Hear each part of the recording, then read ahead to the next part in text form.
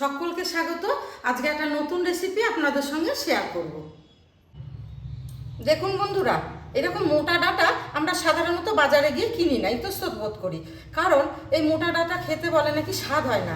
কিন্তু সঠিক উপকরণ, সঠিক পদ্ধতিতে রান্না করলে এই ডাঁটা এত সুস্বাদু হবে যে আপনারা একবার রান্না করলে বারবার খেতে চাইবেন। চলুন আমি আপনাদের এই রান্নাটা করে দেখাবো।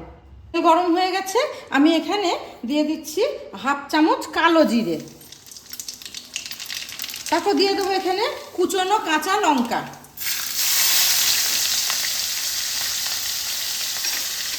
একটু ভালোভাবে নাড়িয়ে নিয়ে আমি এখানে আদা পেস্ট করে রেখেছি, এটা এর মধ্যে দিয়ে দিচ্ছি। আদাটা একটু গায়ে না থেকে একটু জল দিয়ে দিচ্ছি।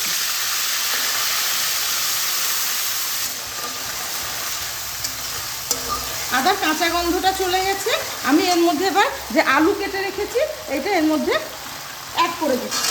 আমি চাইছি যে অল্প তেল মশলায় রান্না করতে, কারণ খুব গরম, যাতে সহজ পাচ্য হয়, সেজন্য আমি আলুটাকে এর মধ্যে কাঁচাই দিয়ে দিলাম, না ভেজে।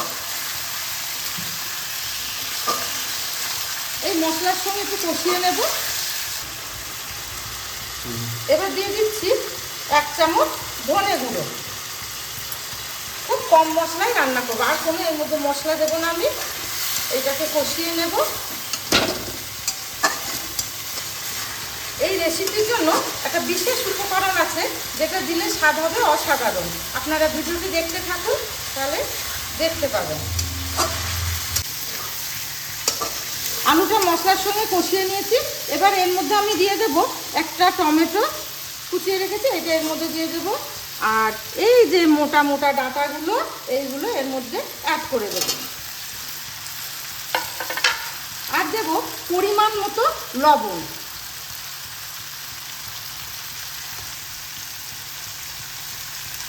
ভালোভাবে এই ডাঁটা, আলু আর টমেটোটা কষিয়ে নেব।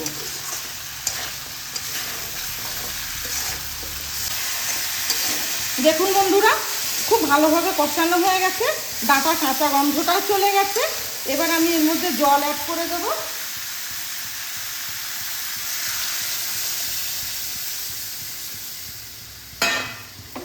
ভালোভাবে জলের সঙ্গে মিশিয়ে নেব।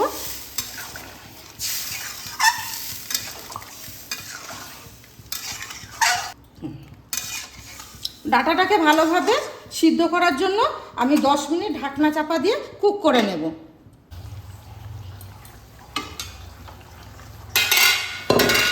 দেখুন বন্ধুরা, আলু ডাঁটা খুব ভালোভাবে সিদ্ধ হয়ে গেছে। এবার আমি এর মধ্যে দিয়ে দেব পোস্ত বাটা।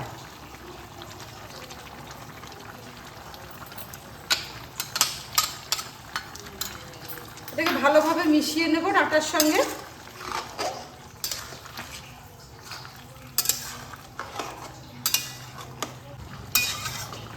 পোস্তটা খুব ভালোভাবে মেশানো হয়ে গেছে।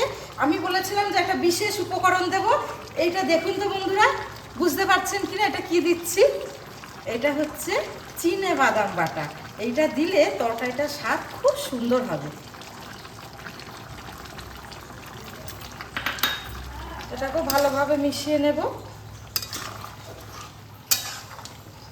দেখুন বন্ধুরা, সব উপকরণগুলো সুন্দরভাবে এর মধ্যে মেশানো হয়ে গেছে।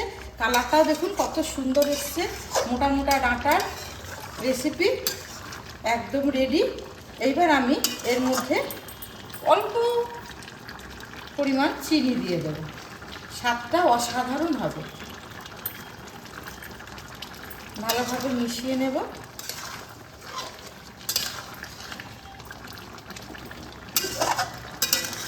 দারুণ একটা গন্ধ বার হচ্ছে।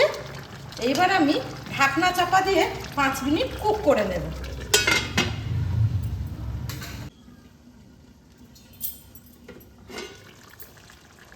রেসিপিটা একদম রেডি। বাড়িতে বানিয়ে খেয়ে দেখবেন, ভালো লাগলে আমাকে কমেন্টে জানাবেন।